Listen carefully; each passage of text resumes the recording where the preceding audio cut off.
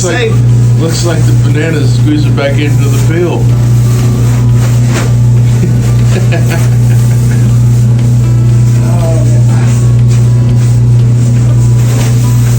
I'm getting my suit on. Ready to go.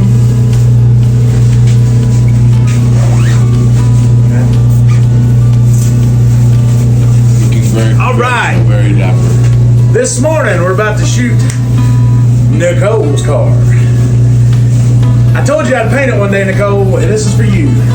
We're gonna paint it. She had a little bump up, a little accidente in the rear. Somebody, I don't know, tapped the rear and bent it around the fender well. We're gonna go in here and look at it, and we're gonna paint this thing back white, and it's going to be slick. We're doing all this for you, Nicole. Hey, it's Gary back. Look at this car, this little Volkswagen we're doing for Nicole. This car had some chips in the hood at one time, and I was like, hey, you need to let me paint this car. She says, no, I'm not gonna let you paint. No, she said it like this. No, girl, I'm not letting you paint. No, that's how she said it. Okay, but anyway, Y2K. Okay. Anyway, tangent. So anyway, we had the hood. Had some chips and stuff in it, and I kept telling her, I said, let me paint this thing, let me get at least the hood painted. She's like, no, it's my beater, I can drive it everywhere, I'm good with it, I like it, whatever. So, long story short, about 3 weeks ago, I'm assuming, she had a little bump up in the rear, and she was all upset about it, and I was like, well, we'll just fix it. And so the bump up got in the rear, we put a bumper cover on it, and we fixed it. And then I said, you know what, we're gonna have to paint it all over.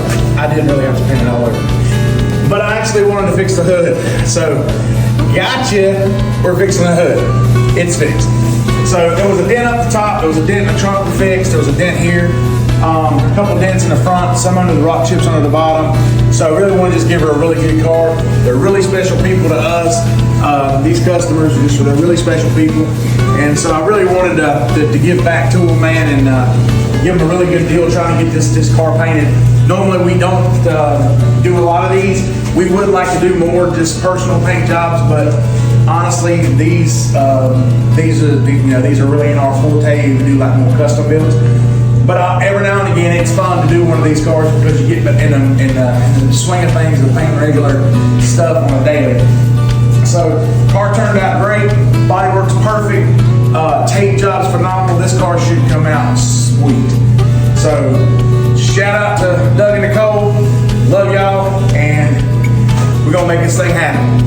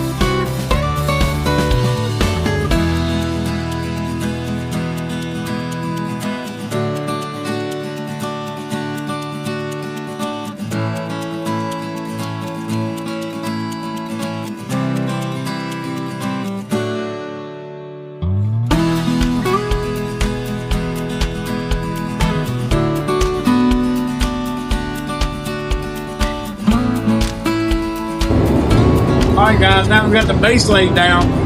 I know it's loud, but I can't cut the fans off because we got heat going. So now we've got the base laid down, it looks really, really slick. And so I got a tack cloth. I'm going to tack cloth the whole car down. It does two things. One, it gets all the overspray off of it. It gets all the trash, dust, and everything like that accumulated on the car or the panel. And it also tells me how good I mix the paint. If I have a lot of overspray, then it means I mixed it too dry. It's dry before it hits the panel. I did watch it. It was pretty wet when it hit the panel. It looks really slicked off and nice, so I shouldn't have a whole lot. I will have some, but shouldn't have a whole lot. But it also lets me know on this if I find any spots, if I run in the car, if I find any imperfections that I need to fix, now's the time to fix them. So if you miss a step, you could miss a lot of things, like the overspray could cause dust nibs as you're spraying it, blowing up on the top, or you could miss something, a run, a dry spray, something that you're not going to really normally would see, and therefore you'd miss it. And then when you clear, you'd be like, oh, it's not going to show its face now. It'll show it when you put the clear on it, and the shine comes to you like, oh, I missed that. I have done that a bunch. I had to go back and refix the panel, and it just creates a nightmare. And I've just learned, start wiping them down, filling the car, touching the car with gloves, making sure that I'm good and clean, everything's real clean. And then when I spray the clear on top of it, the job looks a lot better. And I'm gonna go over and I'm gonna show you how good this clear is gonna look when we lay it down.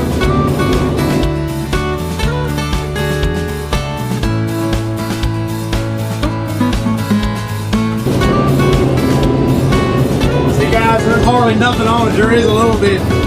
There's hardly nothing on that rack.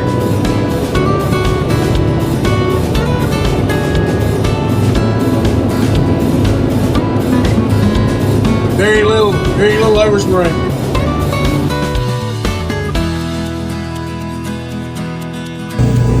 Hey guys, shout out to Rev Chem for the gloves, the respirator, and the suit, the PPE to keep me safe while I paint cars. Now back to the video. And believe it or not, when you wipe it down like that, you can actually feel if there's any imperfections in anything. If you've got a raw, you can actually feel it in your hand.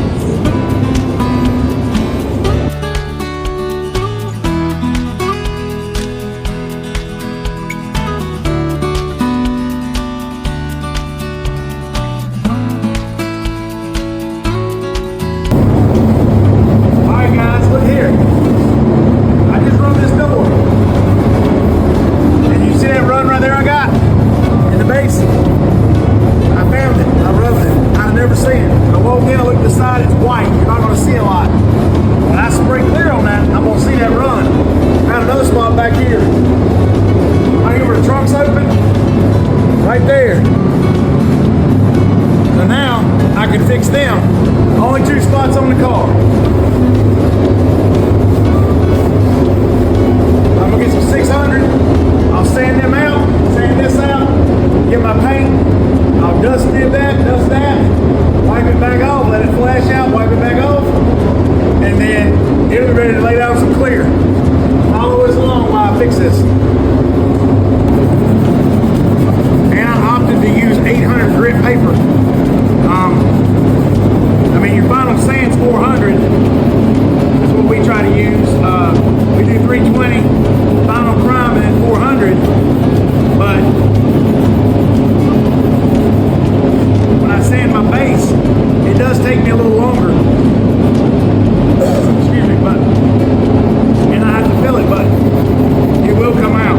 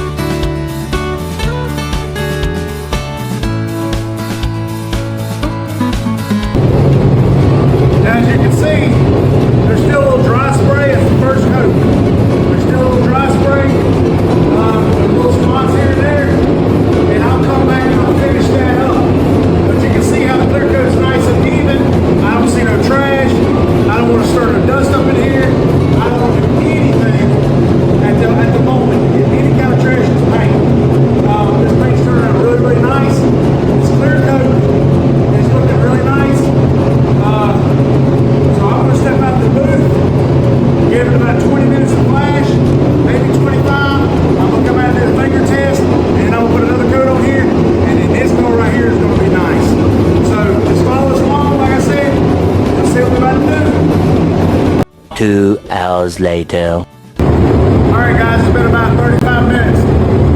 Probably 25 more or less, but come in here, mix the spray the last cup and a half of clear on this thing. We'll lay it down real slick this time, and I'm probably gonna mix one more cup and come back over one more time around. And have 3 good coats of clear on this thing and make it really, really, really wet. So stay tuned. We'll show you what it's gonna look like at the end of the day.